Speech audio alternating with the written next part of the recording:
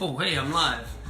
All right, welcome to the online version of Culture Couch, Vancouver Island University. This is normally done out of the, hello everybody, it looks like I just started, 2 viewers, good, first time on this platform. So Culture Couch online edition, it's basically gonna become Culture Kitchen. Normally we'd gather in building 255 at the VIU campus. And students would take turns hosting and sharing information about their country, as well as facilitating some activities, and the most popular part, sharing food. So in today's first broadcast of this live, I'm gonna tackle a theme that's a little bit difficult to define, and that's Canadian food. So people ask me when I'm traveling, or even international students here, what is Canadian food? I don't know. I mean, I grew up here. It is difficult to define. There are a number of things that, of course, are different than where you're used to if you're from another part of the world. So we must have something. But one thing that I always say, you don't have to think about a particular dish. Even some snacks are, we could say, typically Canadian. And sometimes what we have as Canadian food is also shared with our American neighbors. So it may not be distinctly Canadian, it might be Canadian and American. But anyway, something a lot of us grew up with. Talking about snack food, so I'm gonna make grilled cheese. Nothing fancy, but a lot of us who grew up in Canada can probably attest to making that as an after-school snack. So yeah, welcome. I see we got some people viewing. That's cool. Shirag, what's up? Nushin, Dana, thanks for joining me for this kind of experimental edition. And I hope from this point on, oh thanks, the apron, hey? Yeah, it's not like grilled cheese is messy, but I thought it looks like a cooking show type of setup. So anyway, grilled cheese. There's a few, it is easy as of course, there's not a whole lot to it, but you can be creative. So of course you want to think about your bread. I've chosen a multi-grain type of bread. It was just sort of what was available. Of course you could choose rye, sourdough, anything you want really. Yeah, so I've got the multi-grain bread. For cheese I went with the Monterey Jack. Again, it could be any cheese. I know as a youth, a lot of people would just use the processed cheese singles. I was never into that, but you know, everybody has their tastes. Hey, Bo, alumni watching, that's cool. So anyway, making grilled cheese here. I got the multigrain bread and Monterey Jack cheese. Pre-sliced, so you don't have to watch me slice cheese. Hey, Sarah. And I think we do with our grilled cheeses, or some of us do, is we add to it. So it's not just so plain and maybe not that healthy. So to feel a little bit better about it, I usually add a leaf of kale, sometimes a couple tomato slices. So that's what I'm gonna make. You'll notice, or you can see here on the side, this is an item that a lot of people like to add to their grilled cheese. There's sort of 2 camps here, the pro-ketchup camp and the anti-ketchup camp. I eat my grilled cheese with ketchup in the end. Another important ingredient or companion to the grilled cheese for me is the pickle. I go for the kosher dills. Maybe part of my own cultural orientation there. But that's what goes together nicely with grilled cheese. Hi, Sweta, thanks for joining us. And Sanchit, Chef Simon. I'm trying to make grilled cheese look fancy here. All right, I'm gonna preheat my stove. Let's take a look over here at the station. I've got the Culture Couch sign. Yeah, I'm gonna do a lower heat setting because the key to a nice grilled cheese is to not burn it. Oops, can't do it that way. If anyone can hear, oh, anti-ketchup. I see Dana's an anti-ketchup person. Feel free to speak up for those of you who are accustomed to having, oh, question, what country? We're talking about Canadian food. So I've chosen a very common Canadian snack food, something a lot of us grew up making as an after-school snack. which is grilled cheese, which is it's grilled cheese sandwich. It's not just cheese on the grill melted, it's a sandwich, melted cheese in the middle. Key to a nice grilled cheese, and if it seems like I'm taking a really long time to explain something simple, it's intentional, because I want this to be kind of an example for the students who choose to host this in the future, because however simple it may be to you, if it's different to the viewer, as our viewers and our students come from all over the world, we want people to be able to try this themselves.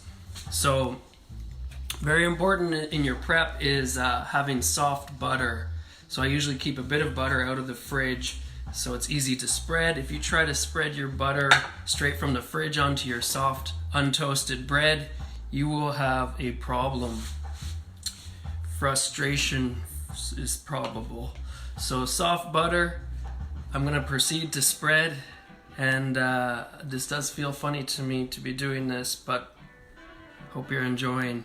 So I'm doing a thorough spread on the bread. Key to a, you know what? The bread is even tearing. This bread is so soft. Even with soft butter, it's not that nice so far.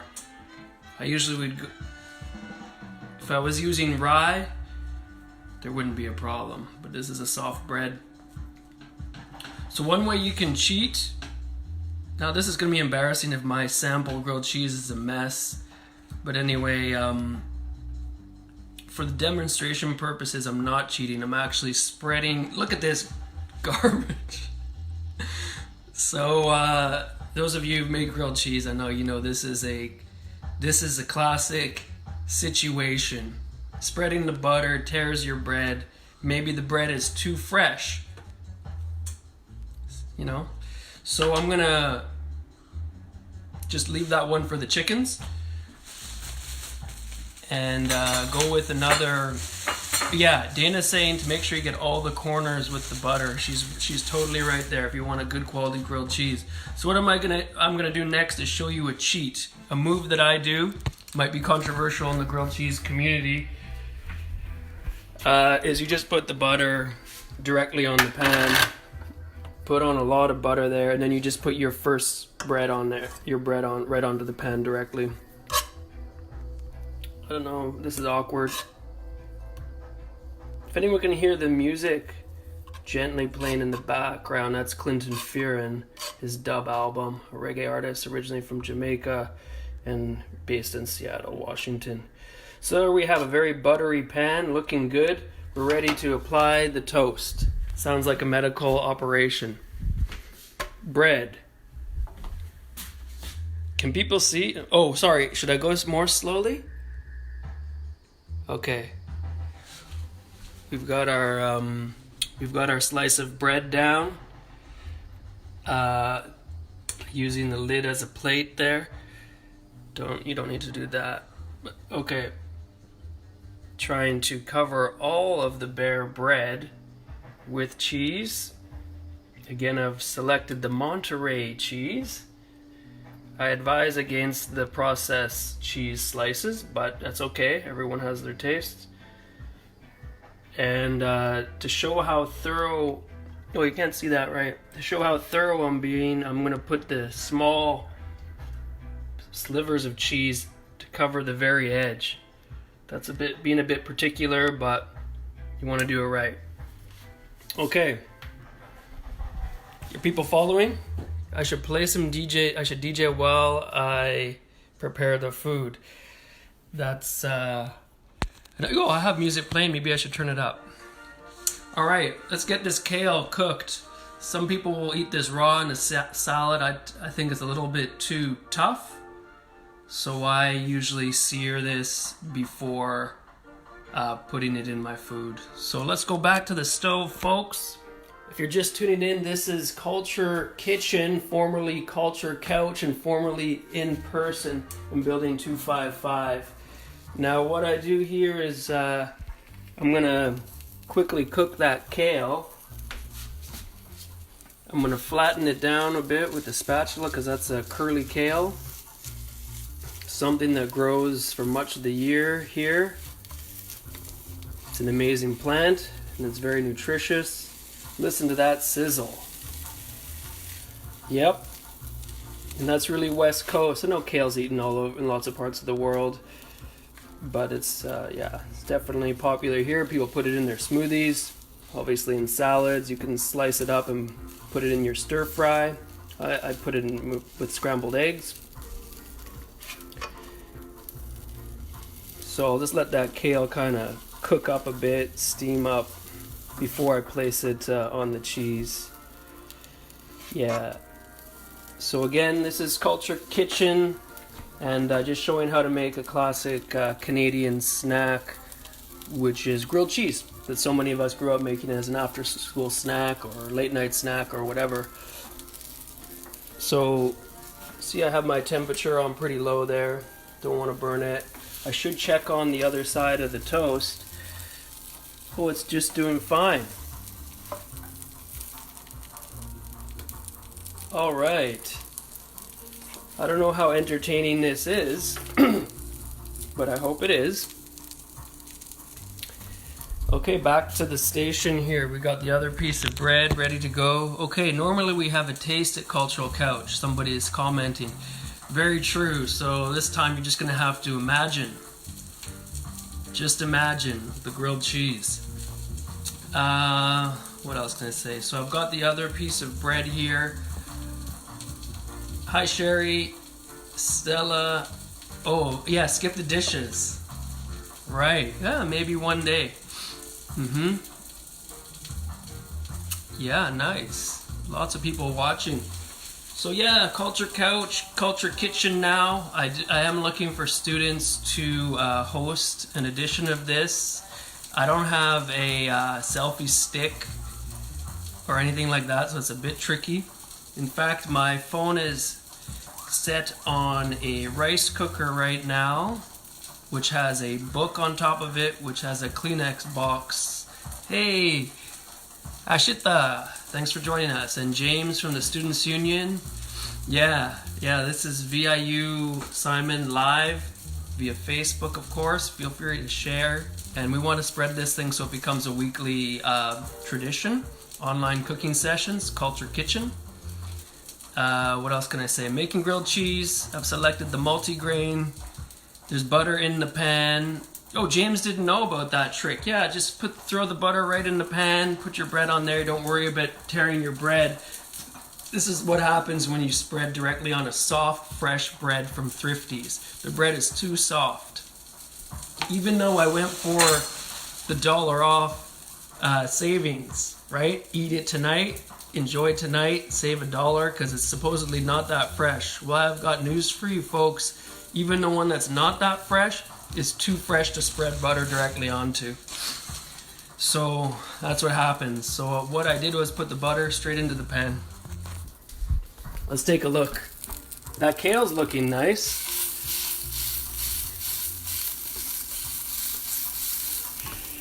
Let's just, oh yeah, a bit of crispiness on that kale.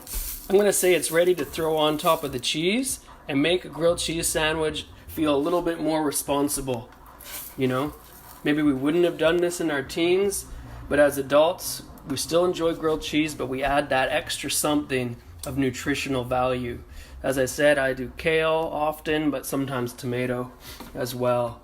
And if you wanted to add a slice of meat, you can do that too. And then it gets a little bit, I'm not going to say controversial, but you're moving into territory of the panini. So somebody might argue and say, well, that's not a grilled cheese anymore. You've added too many things. Okay. Don't forget the other piece of toast. Is somebody saying, yeah, I got it here. It's time to put the other one on.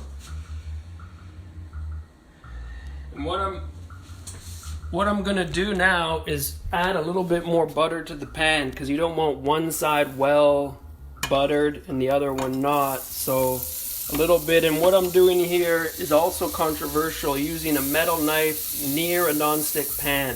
If you're staying with Homestay, don't mess around. All right? People are pretty sensitive in Canada about their nonstick pans and using the right utensils on it. So plastic or wood only. Okay, I'm bordering on the burnt bordering on burnt, but not really. It's passable. Hear the crispiness. Again, folks, if you're just tuning in, this is a Culture Kitchen, formerly Culture Couch, and this is kind of my example version cooking show because I want students to do this and show us snack food and different foods that they like to enjoy. So making grilled cheese here. It's just about ready. Okay, I turned the temperature up by accident. We're getting into dangerous territory here. The cheese is melting well because I have, I've been taking my time on this one. But an old friend of mine from French immersion, so this is like going back 20 years or something. Well, not that long. He told me after, but this is what he does. You put the lid on, you melt that cheese. Thorough melt. Oh, shoot. Rotate the phone. Okay, I'm back. So the thing is, a few things to keep in mind. You want the butter spread evenly on the bread. So if you can't spread it, put it right in the pan. Another thing is you want your cheese. Oh, Sarah, you're glad I mentioned the non-stick pan. Yeah, it's the thing. Even I get upset with roommates using metal on my pans. So if you own the pan, you can take those kind of risks. You don't want your roommates potentially messing up your pan. So, something to keep in mind. I'm kind of joking, but kind of not about the non-stick. Okay. What else I got going on? Normally I turn on the fan. That's another thing for people with host anywhere. Residents, host family rentals. You want to turn on your fan when cooking. Of course, just limit the smell. Oh yeah, borderline burnt, but still passable. This is my first time doing a cooking show. Okay, what I'm gonna do now is get my, this is my cutting board I use for guests. When you settle down, you have a hierarchy of cutting boards, at least I do. So that's the high presentation quality cutting board. So I brought it out for you guys. Let's go back.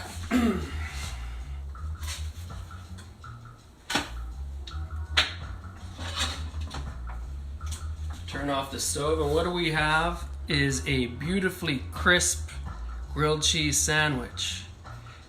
Dana's saying it's perfect. I'm getting recommendations for films or videos about non-stick pans. Don't use the metal on it. Yeah, so we have this crisp grilled cheese. It's actually quite nice. Let's check the other side. Nice and crispy too. Now, where's my knife? What do we got here? All right, someone wants to know ooey and gooey. Let's take a look. Normally I don't play with the food, but let's take a look just for educational purposes. We've got, it's melted. I would say it's thoroughly melted. Oh, somebody can't wait for episode 2 already. Wow. Well, hopefully it's a student. All right, now I'm gonna go for the triangular slice. Now, those of you who have young kids, at least seemed like an issue when I was a kid in the 80s. If your mom or dad is preparing a grilled cheese sandwich for you or any kind of sandwich, the kids sometimes have a preference on the cut. Triangle or straight across. Of course, it doesn't matter. But to a kid, it might matter. So if you want to avoid a tantrum from your young one, maybe ask how would they like their grilled cheese cut. So you see the health benefit, you got some kale in there. But otherwise, it's cheese, it's bread, it's butter. It's not the most healthy thing, but it's really good. So now to the presentation. I've used, here we go. I've used a plate that I also save for when I have guests, for stuff. So here we go, a nice presentation plate. You got your grilled cheese there. It's not complete without the kosher pickle. So, Stan Fields. It's not meant to be an infomercial, but there's a difference between pickles out there. Dana's saying it's a constant battle in her house. I think she's referring to the slice, where you slice, how you slice your toast, grilled cheese. I mean, someone from the Student Union Pub is asking if it's a pub plate. It may look like that, but it's not where I got it from. Mine is from a local retailer. All right, the kosher pickle. And there are mini kosher dills, so I'm going to put 2 there. And this is the controversial part, ketchup. Not everybody likes ketchup with their grilled cheese. It might seem kind of weird. But I'm one of the people who likes the ketchup. Oh boy, that looks like it's not. How's the noise? Is the sound good on my... That ketchup looks discolored. I think I got my roommate's one that... This doesn't look fresh. You know, it doesn't... Not like it goes bad, I guess, but... Alright, back up ketchup. Son of... Okay. See, there's a... I don't know. Anyway, let's take a look at the completed plate. The ketchup splattered a little bit more than I would have liked. But there you go. One of the Canadian snacks, right? So anybody from another country other than the US who also made grilled cheese growing up, or you know, makes grilled cheese? Or can we say this is Canadian? I think we can. And you know, of course we may share it with the US, but this is something I grew up with. And now that it's done, I'm not sure what else I should do. Maybe recap. So, oh yeah, let's talk about creativity with grilled cheese. So I went for multi-grain. I usually go for a bread that's called 3 corn. It's a different type of multi-grain. I would say there's more grains in it. They were sold out today. But rye, I'd really recommend if you want a more significant bread. And then with the cheeses, you know, there's a whole world of cheeses out there to experiment with. And then for what you add to make it a little bit more nutritious, tomato, kale, you could put some turkey in there or something, whatever. Oh, somebody's saying eat it. Sure, let's taste it. So if you're just tuning in, it's sort of like doing my radio show in some ways, a lot of improv. So if you're just tuning in, this is Culture Kitchen, formerly Culture Couch. Now we've moved the program online, of course, and really just emphasizing on the food part. Other than you can't try it, you can just, we can share how to make our favorite snack foods from around the world. This one starting with Canadian snacks, so I'm doing the example one, but I hope next week and following weeks will be students sharing stuff from their home countries. So I'm getting a lot of people saying try it or eat it, so let's go for it. This is a bit weird, but okay. Oh, you know what? We need some ketchup.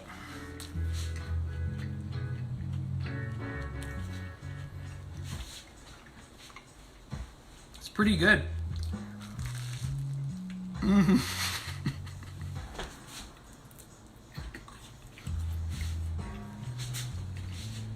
You got the kale there. It's a good grilled cheese. Yes, Allie's watching. That's my supervisor. So, one drawback of the kale, if you use one large leaf of kale, it's a stringy green leafy green. And so it can be a little messy eating it. You might need to clamp down hard on that kale to make sure it doesn't just rip everything apart. The real culture is in the ketchup. Anouk is saying, yeah, let's get some more ketchup. I would say the real culture, well, yeah, maybe it is, but the pickle. Good combo. Anyone else in the viewership? We got 19 people tuned in. Thank you very much. Anybody else have any words? How do you feel about kale?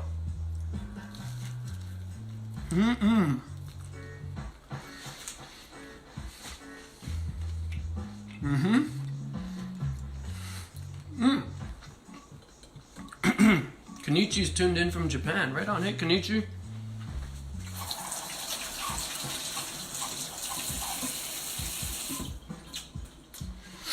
All right, let's see. What else can I review? Yeah, Za. Oh yeah, now from former staff now over at UBC. Thanks for tuning in, Za. Yeah, the cheese is key. For anyone out there who, I don't want to cause anyone to feel bad, but I never really got into the processed cheese slice in a grilled cheese. I know it's quick and easy. Some kids like it, but is processed cheese really cheese? Hola Claudia, in Mexico. Nice. So, you know, there's some similarities to like this in a quesadilla. Quesadilla, and just talking to Claudia there. It's bread and cheese, right? So there it's corn tortilla with cheese. Here it's bread, right? Enrique, another student from Mexico, tuned in. Nice. So yeah, grilled cheese. Here it is once again. I'm not sure what else to say. I got a half-eaten one. Does anyone want to chime in on the debate? Grilled cheese enhanced, meaning grilled cheese with different things added to it. At what point does it become a panini? Oh, Stella loves the idea with kale on grilled cheese. Yeah, it feels a little bit more sophisticated, right? So if somebody's saying, oh man, grilled cheese, that's like a teenager food, you could say, well, I add kale and feel a bit more responsible. Hey, yeah. I'll try it again with ketchup. Still good. I wish I could hear the viewers.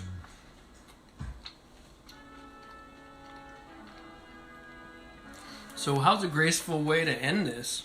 Do I eat the whole thing and call it a day? Got my pickle here to accompany.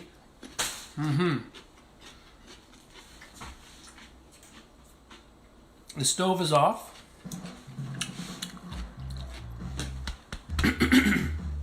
Okay, here's some commentary. Anouk, something about she doesn't call it a panini. Oh, it went too much. Onions, mushrooms, avocado. Forgot about that. That's a great one to add. Ali White saying add ham. When you add cheese to the top of the grilled cheese, grill it. Whoa, from Aziz, that's controversial, man. That's sort of like the KFC double down. Just too much. That's a lot of the same thing, but I'm sure it's good. Hey Stella, glad you enjoyed it. The avocado, yeah, I'm with you. Forgot about that. Yeah, some people do hot sauce instead of ketchup. Fair. Some people, I don't know if they do like chipotle mayo and those kind of things. I guess I could have another bite here. I didn't really have this supper yet, so. All right, well maybe I'll end here with the pitch for this this new initiative. So Culture Kitchen, Ali White's bigging up the tomatoes. Letty's all caps comment, no avocado, followed by 5 exclamations. That is serious.